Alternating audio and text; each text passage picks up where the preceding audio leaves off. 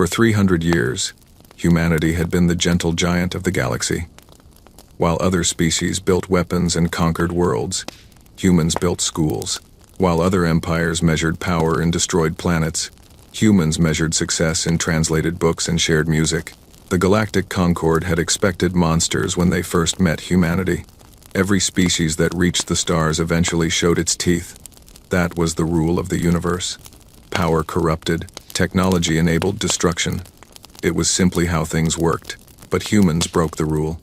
Their first contact ship carried no weapons. Instead, it carried musicians, poets, and translators. The human captain had learned 3 alien languages before the meeting and brought gifts of Earth art, wine from ancient vineyards, books of poetry, recordings of symphonies that made alien listeners weep without understanding why. The galaxy did not know what to do with such a species. Over the centuries, humanity became the great peacemaker. When 2 empires threatened war, they called the humans. When ancient enemies needed to talk, humans provided the table. They established cultural exchange programs on 100 worlds. They translated literature between species that had never spoken. They sent artists on their warships because they believed beauty could prevent violence. Many species thought the humans were fools. Kind fools, perhaps. Useful fools, certainly, but fools nonetheless. Ambassador Elena Vasquez was the greatest of these fools. She stood 5 feet tall with gray hair and warm brown eyes. She spoke 9 alien languages fluently. She had memorized the founding stories of 12 different civilizations. In her 40 years of service, she had stopped 17 wars with nothing but words and patience. Elena believed in humanity's mission with her whole heart. She believed that kindness was stronger than cruelty. She believed that culture could bridge any gap. She believed that if humans showed enough grace, the universe would eventually learn to be graceful too. She was stationed on Harvest Colony when her beliefs were tested. Harvest was a farming world on the edge of human space. It had no military value, no strategic importance. It was simply a place where 2.3 million humans had chosen to live peaceful lives. Farmers worked the fields. Teachers filled the schools. Families raised children under an orange sky. The colony's only notable feature was its library. Elena had helped build it herself. It contained books from Earth and dozens of alien worlds. Farmers would come in after work to read poetry from species they would never meet. Children learned that the universe was vast and wonderful, and full of stories worth knowing. Elena loved that library more than anything she had ever built. The Kreth Dominion had watched humanity for decades. The Kreth were conquerors. They had built their empire on fear and violence. They understood only one language, strength, and when they looked at humanity, they saw weakness. They saw a species that had voluntarily dismantled its greatest weapons. They saw a people who had converted battleships into cargo vessels. They saw diplomats who brought poetry to negotiations instead of threats. The Kreth saw prey. Their war council made the decision in secret. They would not attack Earth directly. That might unite the galaxy against them. Instead, they would strike a soft target. They would show the universe what happened to species that chose culture over power. They chose Harvest Colony. The attack came without warning on a quiet morning. Elena was in the library when the first explosions shook the building. She ran outside and saw Kreth warships filling the sky like a swarm of metal insects. Landing craft were already touching down in the fields. The colony had no defenses, no weapons, no soldiers. The humans had believed they did not need such things. Elena tried to contact Earth. She tried to reach the Galactic Concord, but the Kreth had jammed all communications. Harvest Colony was alone. The massacre lasted 4 hours. The Kreth soldiers moved through the colony with terrible efficiency. They killed farmers in their fields. They killed teachers in their schools. They killed families in their homes. They made no distinction between adults and children. They took no prisoners. Elena gathered survivors in the library. Perhaps 200 people huddled among the books while the world burned outside. She tried to keep them calm. She told them help would come. She told them humanity would not abandon them. She did not believe her own words. When the Kreth finally reached the library, Elena made a choice. She could hide. She could beg. She could try to negotiate, though she knew the Kreth had no interest in negotiation. Instead, she chose to be human until the very end. She walked to the library's main hall. The shelves were burning around her. Smoke filled the air. Through the broken windows, she could see Kreth soldiers approaching. Elena picked up a book from the floor. It was a collection of Earth poetry, its cover singed but still readable. She opened it to a random page and began to read aloud. Her voice was steady. Her hands did not shake. She read about love and loss and the beauty of existence. She read about humanity's hope for a better universe. She read about kindness as a choice, not a weakness.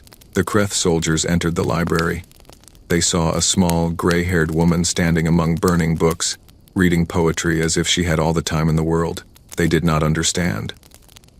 They could not understand. Elena finished her stanza. She looked up at the soldiers with eyes full of sadness but no fear. She had spent her life believing that culture could save humanity. She still believed it. Even now, the soldiers raised their weapons. In her final moment, Elena Vasquez smiled. Not at them. At the words she had just read. At the species she had served. At the belief that kindness mattered, even when it cost everything. The Kreth killed her. They killed the survivors hiding in the back rooms. They burned the library to ash. Then they left. They left behind recording devices. They wanted the galaxy to see what they had done. They wanted every species to understand the price of weakness. The recordings reached Earth 6 hours later. Humanity watched in silence as Harvest Colony died. They saw the farmers cut down. They saw the children murdered. They saw their great library burn. And they saw Elena Vasquez. They saw her stand among the flames and read poetry to her killers. They saw her smile at the end. They heard her final words, though the audio was poor and broken. Something about choice and kindness and what it meant to be human. The galaxy expected humanity to weep. They expected protests and diplomatic complaints.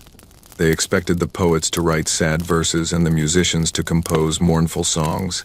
They did not expect the silence. For 3 weeks, no human ship left port. No human ambassador answered calls. The cultural exchanges stopped. The translation programs went dark. Humanity retreated into itself and said nothing. In the halls of the Galactic Concord, the Kreth ambassador laughed openly. He declared that the humans had finally learned their place. He announced plans to strike more human colonies. He invited other species to join in the conquest of such an obviously weak civilization. The other species said nothing. They watched. They waited. Something was happening inside human space. Something no one could see clearly. But those who lived closest to the border reported strange things. Shipyards that had been dormant for centuries suddenly activated. Archives that had been sealed since humanity's peaceful revolution were being opened. Old men and women who had once been warriors before the era of kindness were being summoned to meetings. The humans were remembering something they had deliberately forgotten, something that would change everything. The silence from human space lasted exactly 21 days. In those 21 days, the galaxy told itself many stories about what was happening. The optimists said humanity was mourning. They would emerge with sad eyes and gentle words, ready to forgive. The pessimists said humanity was broken. They would emerge as beggars, seeking protection from stronger species. The Kreth said humanity was dying of shame. They would emerge as slaves, finally understanding their place in the universe. None of them were right. Deep beneath the surface of Earth, in bunkers that had not been opened for 3 centuries, lights flickered on for the first time in generations. Dust covered everything. The air was stale and cold, but the machines still worked. They had been built to last forever, or close enough. Admiral Marcus Stone walked through these forgotten halls with a heavy heart. He was 73 years old. He had spent his entire career converting weapons into tools of peace. He had personally overseen the transformation of 17 battleships into university vessels. He had written papers about how humanity had evolved beyond violence. He had believed every word. Now he walked past sealed containers labeled with names that made his stomach turn. Sunbreaker, Silence Protocol, The Long Night, Species Termination Device. These were not weapons of war. War implied rules, limits, the possibility of surrender. These were weapons of extinction. Humanity had built them centuries ago, during the dark years before the peaceful revolution. They had built them because they were very, very good at destruction, better than any species the galaxy had ever produced. When humans committed to violence, they did not stop until nothing remained. The peaceful revolution had not happened because humans grew weak. It had happened because humans looked at what they were capable of and felt horror. They had sealed these weapons away. They had forbidden the knowledge of their construction. They had rewritten their entire civilization around kindness because they were terrified of what they might become if they did not. Admiral Stone stopped before a massive vault door. Behind it lay the complete archives of human military science from the dark years. Weapons that could crack planets. Strategies that could exterminate species. Technology that made the Kreth's greatest weapons look like children's toys.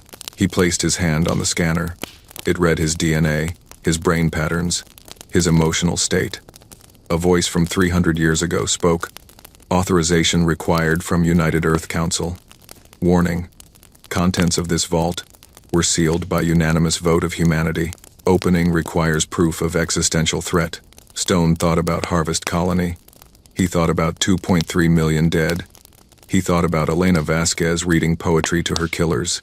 The Kreth Dominion has declared war on human civilization, he said. They have massacred a civilian colony. They have announced plans to continue. They do not seek negotiation. They seek our destruction. The vault considered his words. Then it asked a question that made Stone's blood run cold. Do you authorize the use of contents against the Kreth Dominion? Understanding that such use may result in complete species termination, Stone closed his eyes. He remembered his grandfather's stories about the dark years, the things humanity had done before they chose kindness, the planets that no longer existed because humans had decided they should not exist. Not yet, he said. I authorize recovery and preparation only. Final authorization will require council vote. The vault door opened. Cold air rushed out, carrying the smell of ancient machinery and forgotten nightmares. 3 days later, Admiral Stone stood before the United Earth Council. The council chamber was silent. Every seat was filled. Representatives from every human world watched through screens. This was not a normal session. This was the most important decision humanity had made in 300 years. Stone activated the holographic display. Images filled the chamber. Ships unlike anything the modern era had seen. Weapons that bent the laws of physics. Strategies that read like horror stories. For 3 centuries, Stone said, we chose to be kind. We looked at what we were capable of and we decided to be better. We sealed away our weapons. We forgot our strategies. We converted our warships into schools. He paused. Every eye was on him. We did this because we wanted to believe the universe was good. We wanted to show other species that there was another way. We wanted to prove that kindness was strength. He changed the display. Harvest Colony appeared. The dead. The burning library. Elena Vasquez's final moments. We were wrong. The chamber remained silent. Stone could see tears on many faces. He could see rage on others. He could see fear on some. The universe is not kind, Stone continued. It never was. We knew this once, before we chose to forget. We knew that some species only understand one language. We knew that some enemies cannot be reasoned with. We knew that kindness without strength is just an invitation for cruelty. He deactivated the display. The Kreth believe they have taught us helplessness. They believe our culture made us weak. They are preparing to attack more colonies. They have invited other species to join in our destruction. Stone looked across the chamber at his fellow humans. Leaders, scientists, teachers, artists, people who had dedicated their lives to peace. I am not asking you to become monsters, he said. I am asking you to remember that we can be monsters if we must. I am asking you to authorize the recovery of our sealed archives. I am asking you to rebuild our fleet, not for revenge. Revenge is emotional, and what I am proposing is not emotional. He straightened his spine. I am asking you to show the Kreth and the galaxy what happens when humanity stops choosing to be kind. Not because we want to, but because they have left us no other choice. The vote was unanimous. Within hours, shipyards across human space roared back to life. Factories that had not produced weapons in centuries began working around the clock. Scientists who had studied only peace opened forbidden archives and began remembering old lessons. The galaxy noticed. Of course they noticed. Human space had been quiet for 3 weeks, and now it burned with activity. Ships were being built. Weapons were being forged. Something was awakening that had slept for 300 years. The Kreth noticed too. But they were not worried. They had seen humanity's modern fleet, cargo ships and university vessels. Nothing that could threaten the Dominion.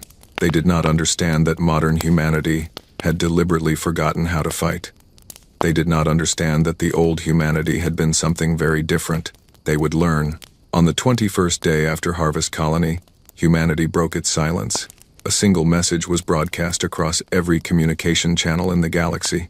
It reached every species, every world, every ship. It was not encrypted.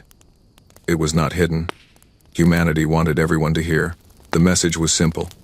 It contained no threats, no demands, no anger. It simply said, "We remember now." 3 words. That was all. But across the galaxy, the oldest species felt something they had not felt in millennia. Something ancient and primal. A fear that went beyond logic or reason. They remembered the stories. The old stories, from before humanity chose kindness. Stories about a species that had nearly destroyed itself, with its own capacity for violence. Stories about weapons that could unmake stars. Stories about a rage so cold and patient that it could wait centuries for satisfaction. The old species began to quietly move their assets away from Kreth space. They knew what was coming. The Kreth did not. The Kreth Dominion controlled 47 star systems. Their empire had grown through fear and violence for 4,000 years. They had conquered 12 species. They had destroyed 3 others completely. Their military was the terror of their region of space. They were not afraid of humanity. Commander Thex of the Kreth Third Fleet received reports of the human activity with amusement. Yes, the humans were building ships. Yes, they were forging weapons. But the commander had studied human history. He knew their peaceful revolution had destroyed their military knowledge. They would have to learn warfare from scratch. It would take them decades to become a threat. By then, the Kreth would control all of human space. Commander Thex ordered his fleet to advance on the next human colony. They never arrived. The fleet of 97 warships entered a region of space known as the Hollow March. It was empty space between star systems. Nothing should have been there. The fleet vanished. No distress calls. No battle reports. No debris. 97 warships carrying 18,000 Kreth soldiers simply ceased to exist. The Dominion sent scouts to investigate. The scouts vanished too. They sent a second fleet, larger than the first. This one traveled a different route. They were careful. They watched their sensors with paranoid attention. It did not matter. The second fleet made it further than the first. They actually saw something before they died. Just glimpses on their sensors. Shapes that moved too fast to track. Weapons signatures that their computers could not identify. And then, silence. One damaged ship managed to escape. Its crew was dead from radiation exposure, but its recording devices still functioned. The Kreth High Command watched the footage with growing unease. The human ships looked nothing like the cargo vessels and university boats the galaxy knew. These were predators, sleek and dark and bristling with weapons that seemed to bend space around them. They moved with a coordination that suggested a single controlling mind. They struck from angles that should have been impossible, and they showed no mercy. The recordings showed Kreth ships trying to surrender. White flags, open communications, offers of negotiation. The human ships destroyed them anyway. Not with anger, not with passion, with the cold efficiency of a machine completing a task. The Kreth High Command realized they had made a terrible mistake, but it was far too late. Across the galaxy, other species watched with a mixture of horror and fascination. The peaceful humans, the poets and diplomats, had become something else entirely. Reports came in from Kreth space daily, each one more disturbing than the last. Human ships appeared without warning and vanished without trace. Kreth military installations were destroyed with surgical precision. Supply lines were cut. Communication networks were shattered. The Dominion's mighty empire was being dismantled piece by piece, and they could not even find an enemy to fight. The Galactic Concord called an emergency session. Every species sent observers. They needed to understand what was happening.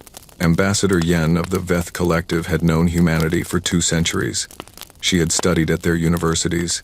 She had danced at their celebrations. She had considered them friends. She did not recognize what she saw now. Human space was dark. The communication channels that had once broadcast art and music and poetry were silent. The cultural exchange programs had been replaced with military logistics. The smiling diplomats had been replaced with cold-eyed officers who spoke in clipped sentences and revealed nothing. Ambassador Yen requested a meeting with the human delegation. After 3 days, she was granted one. Admiral Stone received her in a bare room with metal walls. No art, no music, no comfortable chairs, just a table and 2 seats and harsh lighting. Yen had known Stone before the massacre. He had been a gentle man who loved music and laughed easily. The man before her now had eyes like chips of ice. "We need to understand what is happening," Yen said. "The Kreth are being destroyed. Their fleets are vanishing. Their worlds are going dark. This is not the humanity we knew." Stone was silent for a long moment. "The humanity you knew chose to be kind," he finally said. "We built our civilization on the belief that the universe would respond to gentleness with gentleness. We were wrong. But this," Yen struggled for words, "this is extermination. You are not fighting a war. You are erasing them." "Yes." The simple agreement made Yen's blood run cold. "Why?" she asked. "The Kreth attacked one colony. What you are doing is beyond any proportional response." Stone leaned forward. His voice remained calm, almost gentle. "Ambassador, when a predator attacks your village, you do not kill only the predator. You find its den. You find its young. You find every member of its species that might threaten your village again, and you make certain they can never hurt anyone else. The Kreth are not animals. They are a civilization." "They were a civilization," Stone corrected. "In 6 months, they will be a memory." Yen felt sick. She had come seeking explanation, perhaps even reassurance. She had found neither. "The galaxy is afraid," she said. "Every species is asking the same question. If you can do this to the Kreth, what stops you from doing it to anyone?" Stone considered the question. "Nothing," he said. "Nothing stops us except our choice not to. That was always true. We simply stopped pretending otherwise." He stood. "You knew us as poets and diplomats. You knew us as teachers and artists. You thought that was all we were. You thought our kindness meant we were incapable of cruelty." He walked to the door. "We were kind because we chose to be. The Kreth taught us that some situations do not allow for kindness. We have adapted. We remember now what we chose to forget." He paused at the door. "Tell the galaxy this. We have no interest in conquest. We have no interest in empire. When the Kreth are gone, we will return to our libraries and our music and our poetry. We will be kind again." His eyes met Yen's. "But we will never again pretend that kindness is all we are capable of. We will never again seal away our weapons and forget how to use them. We will never again trust the universe to be gentle, simply because we are gentle." He opened the door. "The Kreth made us remember. That was their choice. What happens next is simply consequence." He left. Yen sat alone in the cold room for a long time. When she reported back to the Galactic Concord, her voice trembled. "We thought we understood humanity," she said. "We thought they were gentle by nature. We were wrong. They are not gentle by nature. They are gentle by choice, and they have stopped choosing." The chamber was silent. "What do they want?" someone asked. Yen shook her head. "They want the Kreth gone. After that I do not know. They say they will be kind again. They say they have no interest in conquest." She paused, but I looked into Admiral Stone's eyes. There is something different there now.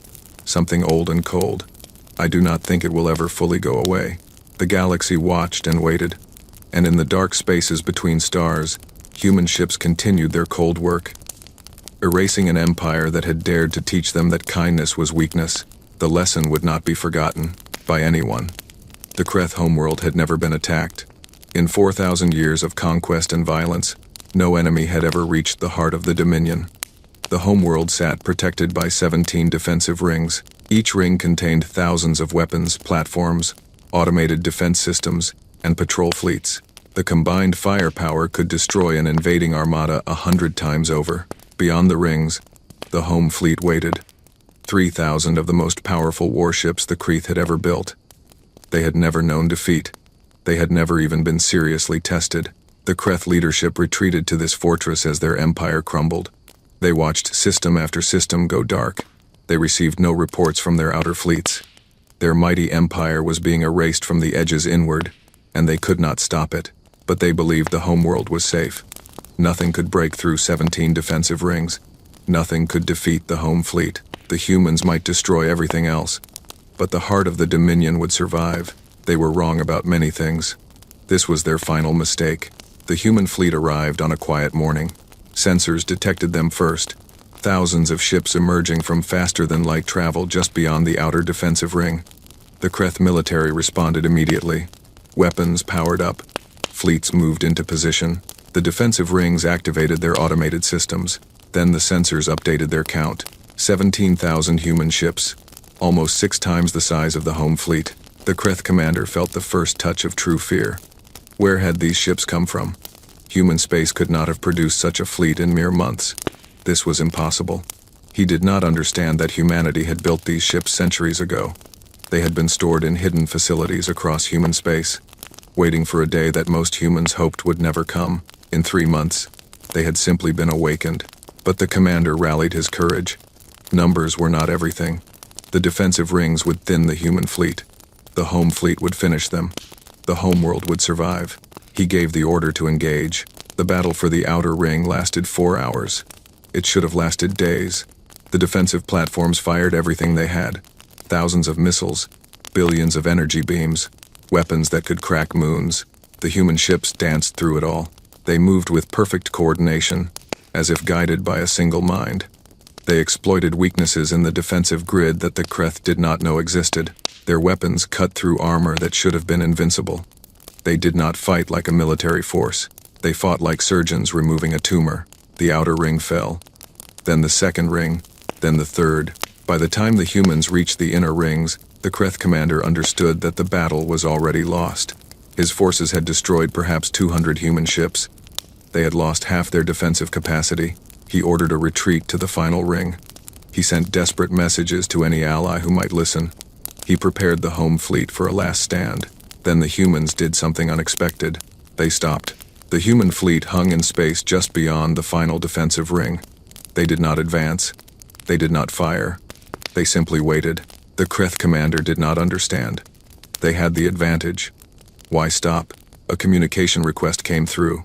The commander accepted it with shaking hands. Admiral Stone's face appeared on the screen. He looked tired, sad, even. But his eyes were cold and steady. "Commander," Stone said, "I want you to understand what is about to happen." The Kreth commander found his voice. "You cannot break the final ring. Even your fleet is not powerful enough. We are not going to break the final ring." The commander blinked.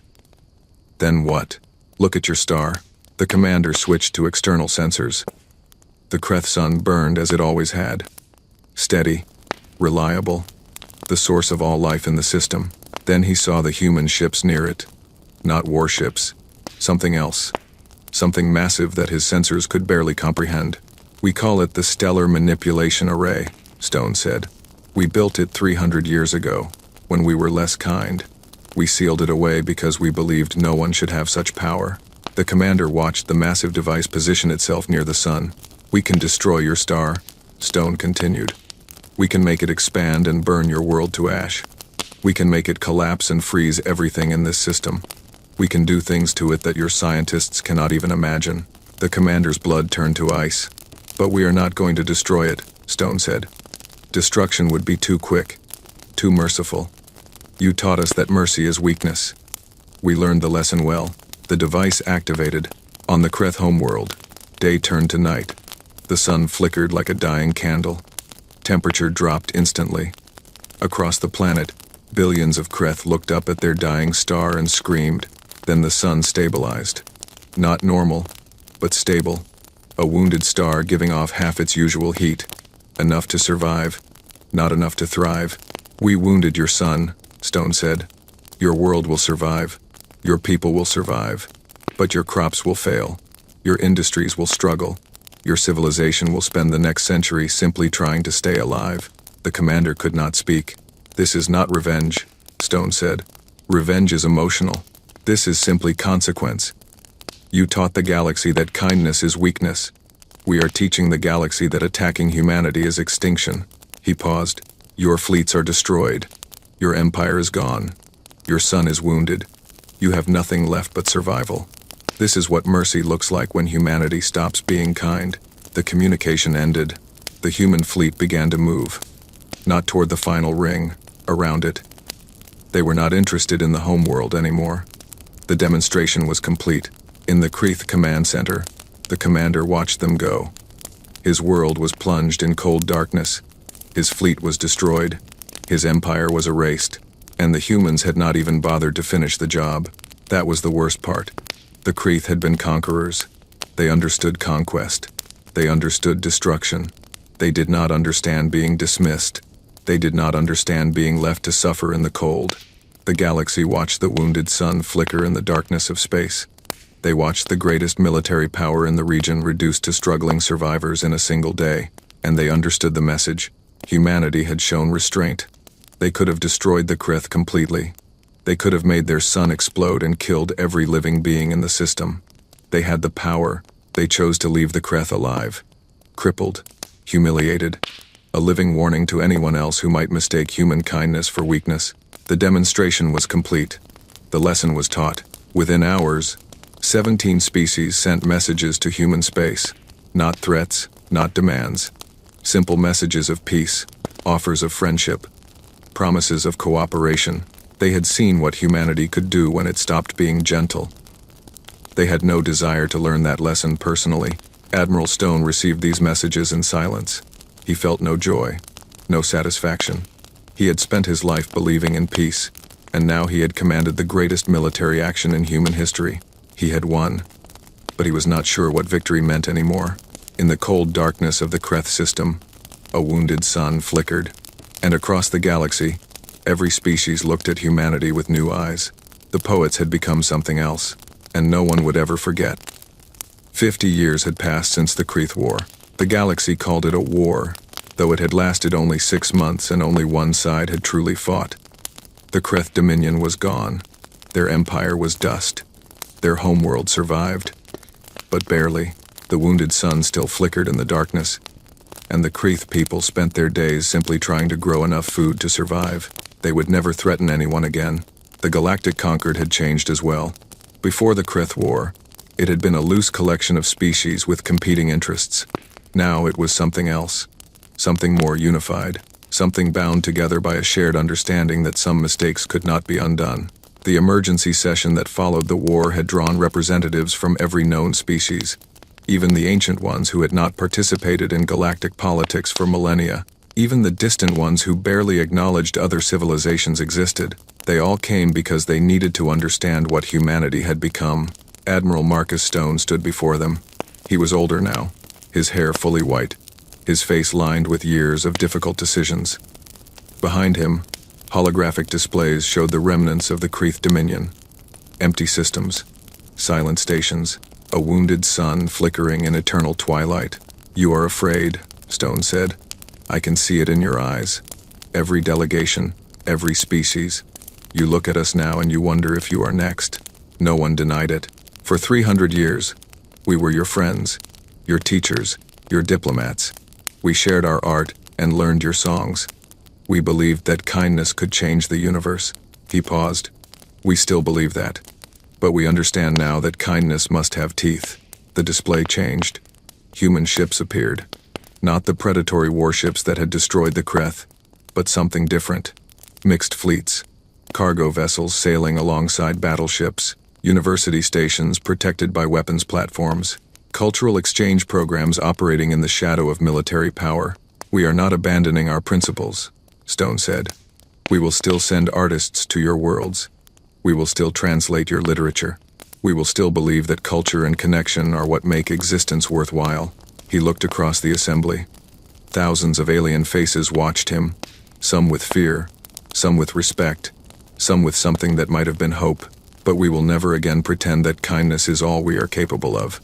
We will never again disarm ourselves and trust the universe to be gentle. We will never again give predators the opportunity to mistake our mercy for weakness." He straightened his spine. "This is humanity's new doctrine. We offer the galaxy 2 choices. The first choice is friendship.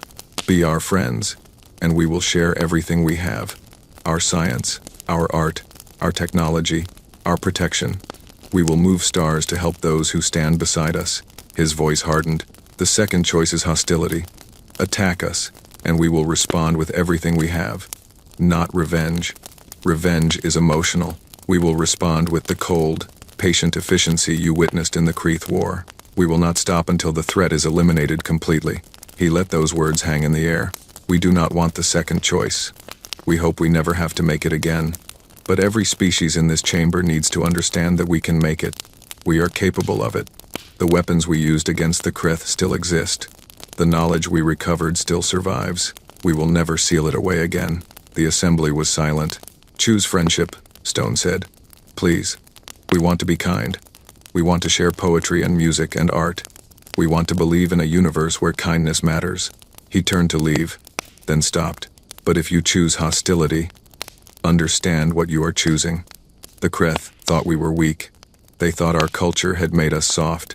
They learned otherwise. He walked out of the chamber. The galaxy had received its answer. In the years that followed, something remarkable happened.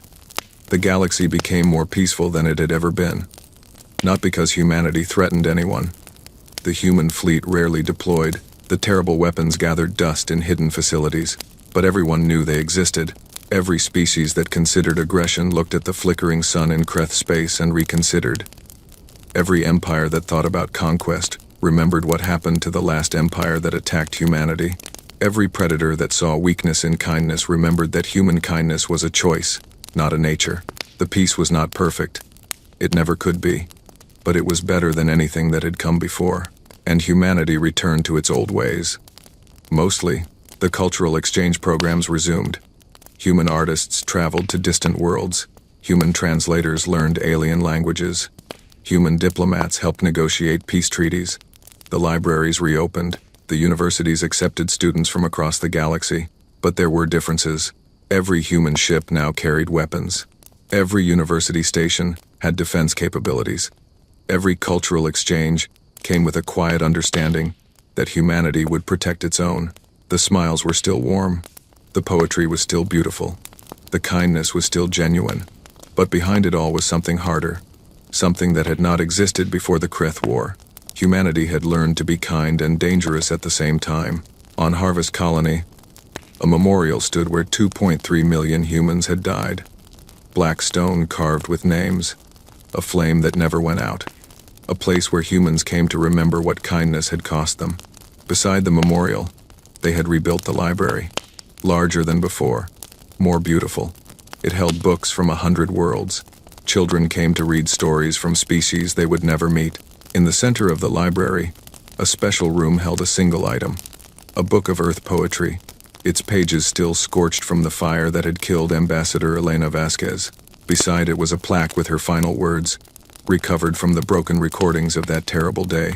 We choose to be kind. Never forget that it is a choice. The words meant something different now than they had when she spoke them. She had meant them as a statement of principle, a belief that kindness was strength. Now they meant something else. They meant that kindness was possible only when you had the power to be cruel. They meant that gentleness was meaningful only when backed by strength. They meant that humanity's choice to be kind was not weakness but discipline. Ambassador Yen of the Veth Collective visited the library on the 50th anniversary of the Kreth War. She had known Elena Vasquez. She had admired her belief in the power of culture. Yen stood before the scorched book and the plaque and felt tears on her face. She mourned for the woman who had died reading poetry to her killers. She mourned for the innocent humanity that had died with her. But she also understood. Elena had been right. Kindness was a choice. But she had been wrong too. Kindness without strength was just an invitation for cruelty. The galaxy had taught humanity that lesson, and humanity had learned it perfectly. As Yen left the library, a human child ran past her laughing. The child carried a book of alien poetry, excited to read stories from a species on the other side of the galaxy. The child's parents followed, smiling and gentle and kind, just like the old humanity. But on the father's belt was a small device, a communicator that could summon help in moments, a connection to a fleet that could crack planets and wound stars, kind and dangerous, gentle and powerful, poets with teeth. That was humanity now. That was what the Kreth had created when they taught the universe that kindness was weakness. Perhaps it was better this way. Perhaps the galaxy needed to know that some species could choose to be gentle. Perhaps peace required the possibility of violence. Yen did not know. She was not sure anyone knew, but she knew one thing. The warning that had been added to every diplomatic protocol in the galaxy. The words that every ambassador taught to every student. The lesson that no species would ever forget. Humans are wonderful friends. They will share everything they have, their art, their science, their love of existence, but do not make them remember what they used to be.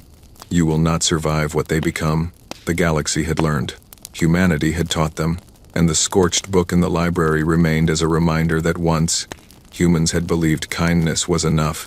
They would never believe that again, but they would still be kind, because it was a choice, and they would always choose it, as long as no one forced them to choose otherwise.